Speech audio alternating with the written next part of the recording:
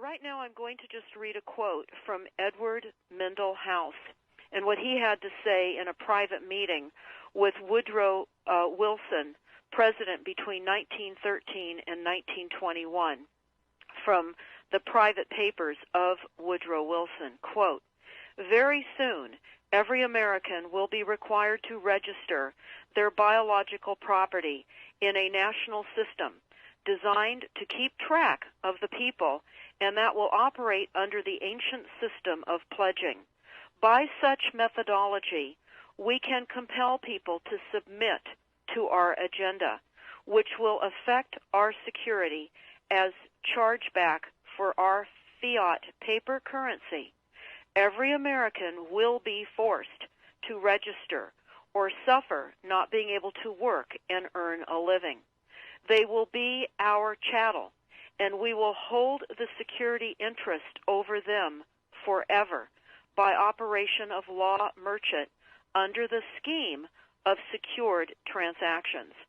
Americans, by unknowingly or unwittingly delivered the bills of lading to us, will be rendered bankrupt and insolvent, forever to remain economic slaves through taxation secured by their pledges. They will be stripped of their rights and given commercial value, designated to keep us a profit that will be none the wiser. For not one man in a million could ever figure out our plans, and if by accident one or two would figure it out, we have in our arsenal plausible deniability.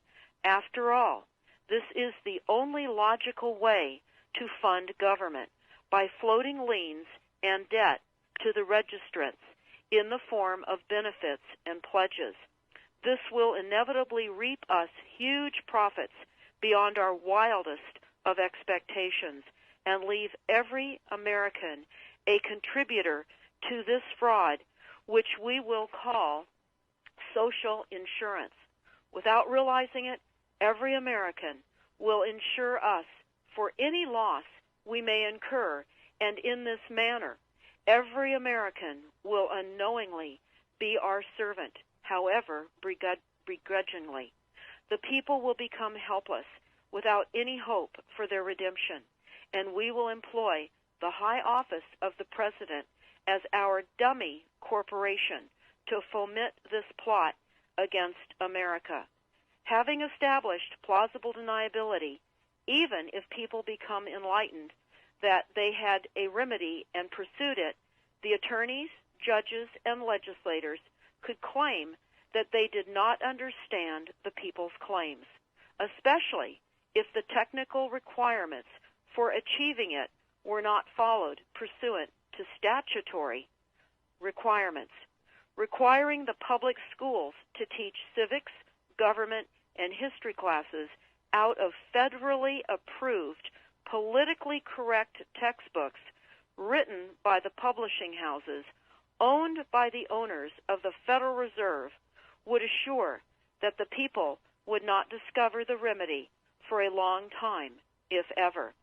I would recommend that everyone read Fruit from a Poisonous Tree by Melvin Stamper, M-E-L-V-I-N, Stamper, S-T-A-M-P-E-R.